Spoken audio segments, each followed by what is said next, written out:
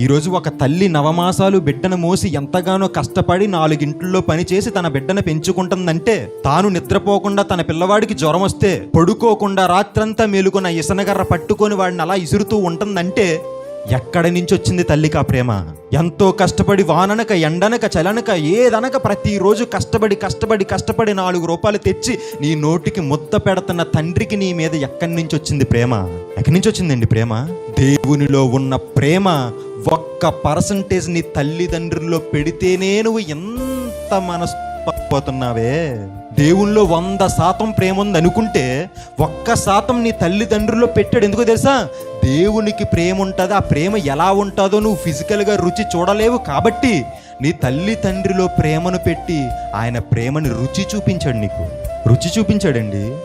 ఈరోజు తల్లి నిన్ను ప్రేమిస్తుందంటే కారణం ఏంటో తెలుసా? నా తల్లి ఎంత ప్రేమిస్తుందంటే నా తల్లిలో ఈ ప్రేమను పెట్టిన దేవుడు నన్ను ఎంత ప్రేమిస్తాడనేది నువ్వు ఆలోచించాలి.